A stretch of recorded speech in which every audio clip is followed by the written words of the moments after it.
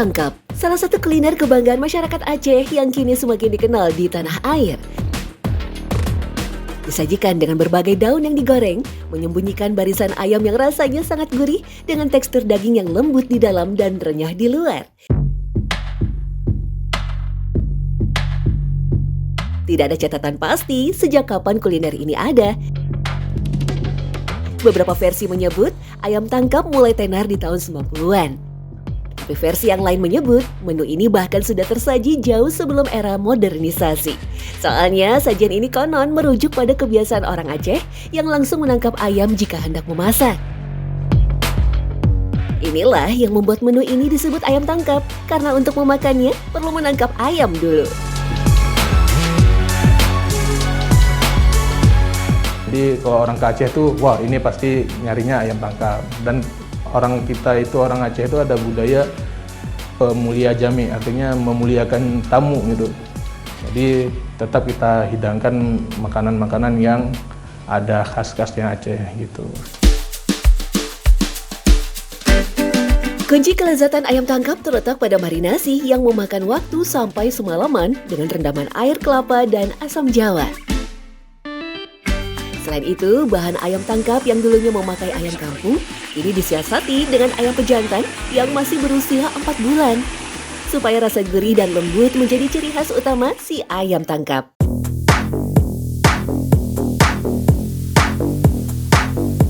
Tak bisa dipungkiri, salah satu keunikan paling kentara dari ayam tangkap terletak pada melimpahnya dedaunan goreng. Daun kari atau sering disebut sebagai tumurui ataupun salam koja memberikan sensasi renyah dalam sajian ayam tangkap. Daun kari merupakan tanaman asli India dan Sri Lanka. Umumnya masakan khas negara ini menggunakan daun kari sebagai aroma penyedap. Daun kari memang memiliki aroma khas mirip jeruk dan rasanya unik. Di Indonesia, daun kari juga banyak digunakan untuk masakan asli Nusantara seperti aneka gulai, opor, dan rica-rica. Khasiat daun kari disebut-sebut bisa menurunkan kolesterol, mengurangi resiko penyakit jantung, dan mengontrol kadar gula darah. Karena menggunakan daun kari, banyak yang menyebut ayam tangkap terpengaruh kawasan Asia Selatan, tempat asal daun kari. Padahal ayam tangkap baru sekitar 2 dekade menjadi varian menu ayam dengan tambahan daun pandan dan daun kari goreng. Setelah ayamnya matang jangan diangkat dulu, kita masukin tuh semua daun-daunnya, digoreng bersama, itu paling cuma makan waktu beberapa detik karena begitu sampai warnanya hijau tua itu artinya udah pahit. Jadi memang di situ triknya emang harus beberapa detik dan kalau bisa diangkat-angkat gitu supaya kita tahu oh ini udah ada suaranya nih renyah, sudah langsung diangkat.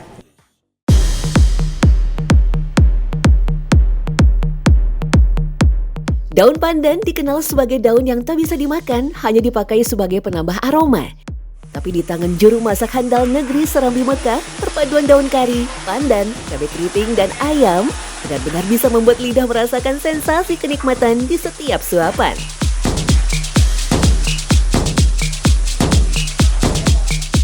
Nah, triknya adalah supaya daun pandan ini pleasant untuk dimakan, itu harus dipotong kecil-kecil.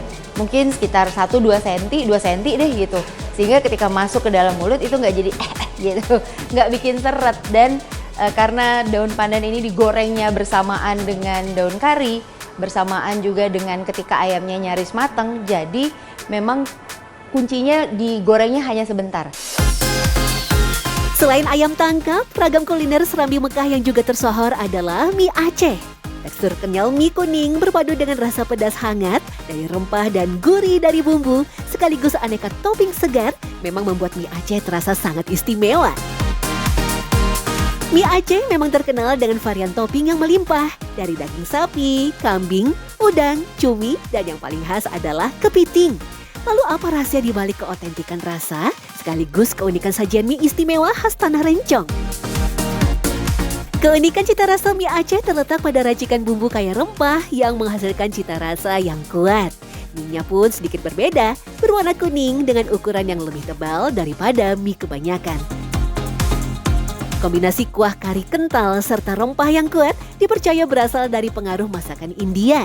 Sementara hidangan mie sendiri adalah menu khas dari negeri Tiongkok.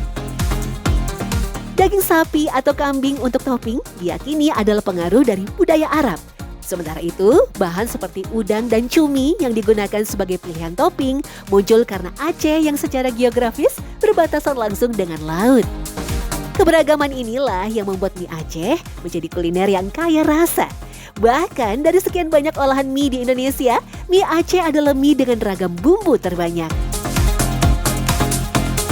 Aceh itu dekat sekali dengan pantai, ya. Juga dekat dengan Selat Malaka, ya, Samudra Hindia, dan memang untuk kekayaan alam lautnya cukup banyak. Jadi bisa juga itulah yang mempengaruhi kenapa toppingnya itu umumnya kita temukan diberikan udang, ya, kemudian kepiting sebagai pendamping sajian dari mie Aceh itu sendiri.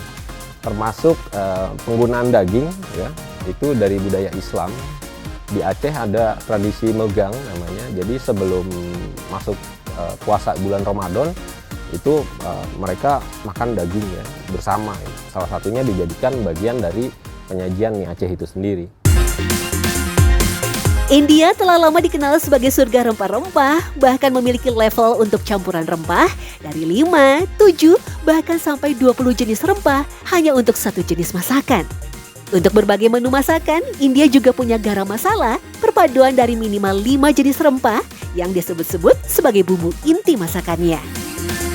Pantas saja jika dalam satu porsi mie Aceh, lidah kita akan dimanjakan dengan berbagai cita rasa.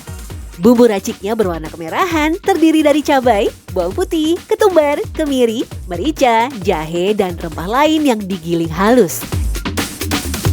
Cukup sampai di situ, tingkat kelezatan mie Aceh akan ditambah dengan berbagai topping yang diinginkan, di mana topping seafood seperti kepiting menjadi prima dona.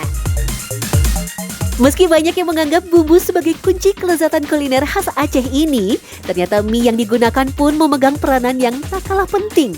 Meski ada banyak jenis mie kuning yang dijual di pasaran, seperti mie basah dan mie telur, mie Aceh punya tingkat ketebalan tersendiri, serta tetap kenyal dan lembut saat dimakan.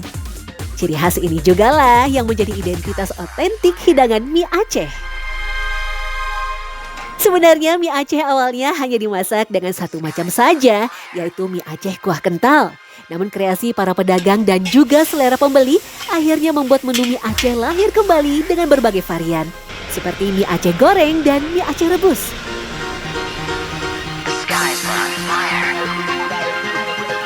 Meski berbeda penyajiannya, tapi soal bumbu sama sekali tak boleh diganti, alias satu bumbu untuk semua varian. Ada mie Aceh goreng misalnya, ada mie Aceh tumis, ada mie Aceh kuah. Itu kembali lagi kepada selera masing-masing kita. Nah memang, tapi yang jelas apapun pilihannya, mau itu goreng, tumis, kuah, tetap pada muaranya akan merasakan cita rasa yang otentik, yaitu pada rempah. Cara membuat mie Aceh goreng dengan topping daging atau seafood hampir sama dengan mie Aceh biasa.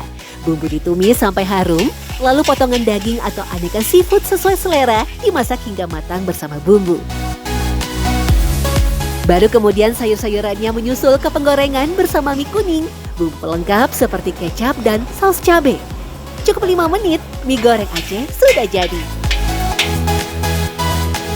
Bedanya dengan versi kuah, hanya tinggal menambahkan air secukupnya. Hal yang khusus, treatment yang harus ada di dalam produksi mie Aceh ini, memang ada topping-topping khusus yang harus ditambahkan, seperti acar. Nah, acar itu sendiri juga disajikannya atau dibikinnya itu memang khusus juga, olahan acar bawang gitu, bawang merah, irisan bawang merah. Keberadaan acar bawang merah dan keripik emping melinjo bukan hanya berfungsi sebagai topping pemanis semata, namun memiliki fungsi sebagai penyeimbang rasa. Dalam sepiring mie Aceh tersimpan sebuah filosofi hidup bahwa proses yang panjang dan bertahap adalah cerminan jalan kehidupan manusia yang harus dijalani dengan sabar.